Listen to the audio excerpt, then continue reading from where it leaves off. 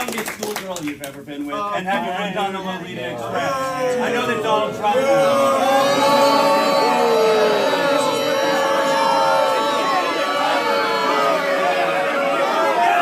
The 2023 Strongsville GOP Award.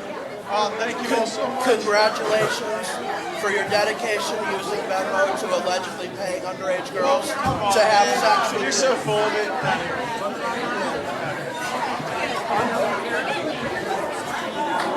Thank you all so much. You can go knock on 200 doors on a Saturday. You can edit video. You can open and unlock an iPhone. That can be very difficult for others, especially in Congress. I'm just glad to be in a room where I'm one of the oldest people. When Matt Gaetz isn't dodging trolls and federal investigations into his alleged trafficking of younger girls, he's doing everything in his power to fight for Trump and the MAGA movement. Gaetz. Donald John Trump. Trump. Gaetz wouldn't have gotten this far in his career without Trump or his father, and he never misses an opportunity to display his loyalty. We are here today to authoritatively express that President Trump did not commit an insurrection, and we believe Congress has a unique role in making that declaration. It's not the job of the states, and especially not the job of some bureaucrats in Colorado, to make this assessment and interfere with the rights of voters to cast their vote for the candidate of their choice. The very experts who often get on television and talk about securing democracy seem to be the first to want to then remove a candidate from the ballot because they are afraid that he is too popular. No, Matt, it has nothing to do with him being afraid he's too popular. And if you remember, he lost the popular vote to Hillary Clinton back in 2016. Just putting out there. No, he won the Electoral College and all that. And it's so funny how Republicans are trying to posture themselves as the party for democracy when you have so many right-wing policies that are inherently anti-democratic. We're talking supporting voter ID laws, which attacks and harms marginalized communities, including black people. We talk about anti-union. They're not for that. Allowing laborers and employees to have a union to fight for themselves and protect themselves against exploitation from their jobs, from their employers. I mean, we also talk about them cutting social safety nets and privatizing natural resources and giving tax cuts to the rich and the wealthy. So all those things, that got nothing to do with democracy. That's actually working against democracy and democratic procedures by 1,000%.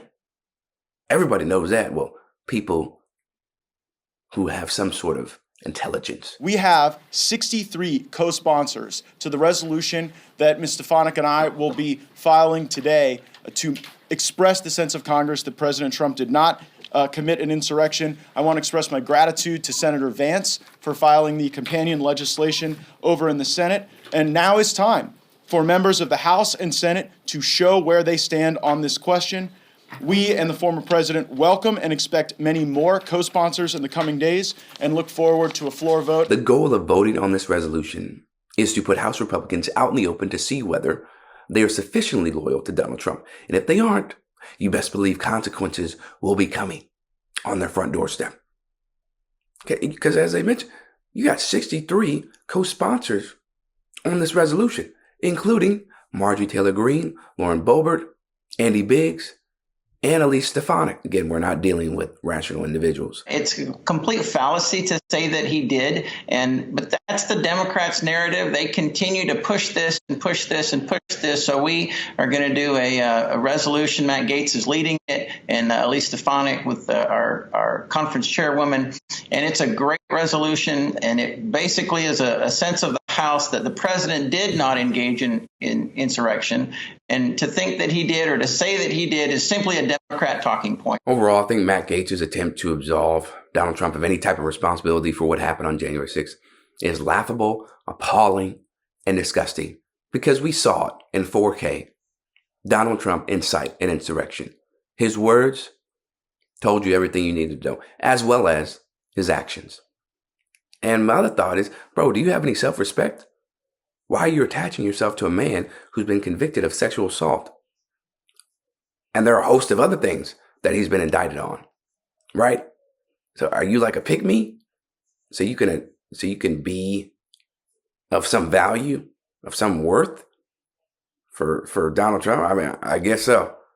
I guess you don't have any self-worth. When we engage in political loyalty / purity tests like this, we are headed for a really dangerous period in our society because it has nothing to do with somebody's qualifications or credibility. It has everything to do with whether this person, speaks like me, talks, acts like me, all these other things, where you strip away the morality of somebody. That's what I'm getting at. That terrifies me because Donald Trump shouldn't even be close to having another shot at running for president. But he does. And that's what's messed up about our country because he's got a whole cult following his behind day in and day out. If he says, yo, y'all need to do X, Y, Z, they will do it in a heartbeat. Like, yes, sir. Yes, sir. And I think Matt Gaetz is one of those individuals.